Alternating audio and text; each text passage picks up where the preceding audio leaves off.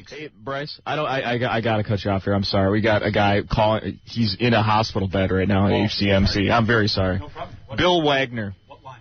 Line 4, sorry. No problem. Bill. Yeah. So you were on the bridge and you're now in the hospital? Hey, is this Tommy B? Yes, sir. Oh, hey, man. How you doing? Well, I'm doing fine. How are you, sir? A little sore, you know. Here's the deal. I was going across the bridge, you know, and I was heading south on 35. Uh-huh. And I was looking over. I was in the right lane. I was looking over at the falls thinking, man, I hope this bridge don't collapse because I don't want to go down in the water. Oh, man. And 2 seconds later, it did. All of a sudden, the bridge started shaking. And I was like, you know, I lived in L.A. and I know what an earthquake was like. Sure. And it was just like that. It was just shaking really bad. And the weird thing is I used to drive for Sara Lee, or Tasty Bakery, and the guy I worked with, he went right ahead of me. I just waved to him. And he's the guy that burned up in the fire. Oh, did he? But, I worked with him for about 5 years. Oh, I'm sorry to hear that. And all of a sudden, you know, it was like I was driving down the road. It started shaking like an earthquake. And next thing I know, I was looking straight ahead, and the bridge, I could see the girders and stuff. And then I realized the part of the bridge that I was on was going down. And the school bus was, like, right ahead of me. And if you look at the school bus is on the flat part. Yes.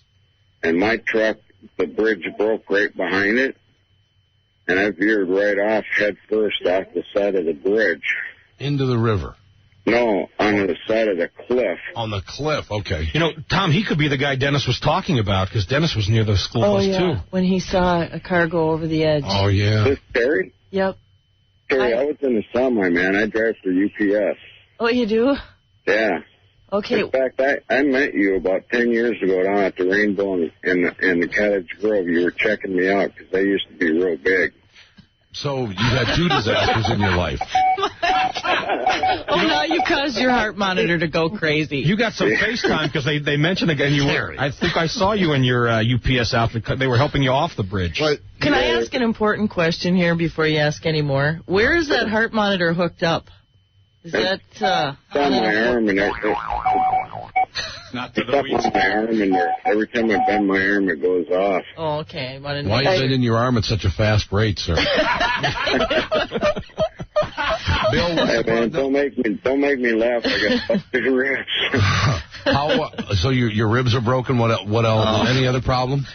Yeah, it's like my neck. I hit the roof of the cab, so my neck's all screwed up. And Were you shirtless when they were taking you away? What's that? Were you shirtless when they were taking you away? Yeah, I was the big guy. You're strapping. I saw you on the news last night. And yeah, I was the big ball guy. It looks like everybody was just in such a state of shock. Oh, man, you know what? I was down watching my bud, the guy I used to drive with. He was burning up, and they were afraid that the trailer was going to blow up because it was full of bread, and that stuff blows. Is your friend from here, that guy? He works right out of Roseville there. No, Bill, I did also see you on the news last night. They showed you quite often on the news last night, and I was thinking when I saw you, that guy's probably really lucky he's so muscular, because you would think just to be in great shape probably helped you out. You know, Tommy, I think you're right, because I crawled out of that truck, and then I had to crawl up the hill. And I had just enough strength to do it. And it was interesting because the guy when I was driving down the road, the school bus kids were pulling their arms down so I would blow my horn. Oh, so yeah. I let the air horn sound, and the guy next to me, he was kind of laughing about it, you know. And he ended up being the gentleman that helped me. Oh, really? Yeah, he remembered me. He came over and he helped me get up the hill the rest of the way. And then let me use his phone so I could call people and let them know I was all right. Oh, God. You look like you look like you would. You were kind of in a daze when you were on camera. I would imagine you were very confused. Did you hit? You said you did hit your head on the cab of the truck, the roof. I landed upside down, and when I had to get out of the I had my seatbelt down, which probably saved me from going through the windshield. Yeah. God, you were walking around. It didn't even look like you had broken ribs. Yeah. Oh, I'm a big guy, you know. They had an ace bandage wrapped around, and you were grimacing. I can't imagine the pain. Yeah, I got 4 busted ribs on the top side. But your neck is okay? You just kind of strained it or something? Yeah. Bill, that's an incredible... I listen to you guys every day, and I got to tell you, these idiot reporters, yeah, I couldn't even believe they were just all over in my face. And it's like, I'm in total pain, and these vultures were just in my face and asking me the stupidest questions, like, what happened? I turned around and I looked at him and I said, lady, turn around and look behind you. The bridge fell in. Are you stupid? What'd you do? I said, you asked me what happened? And everybody there was just laughing at her because it was the dumbest question you could possibly ask. There were some dopes there from the media that I'd never seen before, and they all went into their little reporter mode because they'd never covered anything before. I mean, God, they say that, reporters have such a bad rapport. For why? Yeah. There's people dying. There's people in the water. And you're coming up to me and asking me how I'm breathing. I don't care, I think it's just because you looked good shirtless. That's what it was. What was that, Terry? It was because you were shirtless and you looked good. Oh, man. I'm just thinking, I'm so thankful I'm alive, man. Well, I gotta tell you, Bill, could you give us a buzz later on this morning if you're still awake or you don't doze off or whatever? Give us a call later on in the morning. Let us know how you're doing. Is Pass out there? He will be in about an hour and 15 minutes. Yeah, you want to call back in the 7:30 to 8 o'clock, a half hour?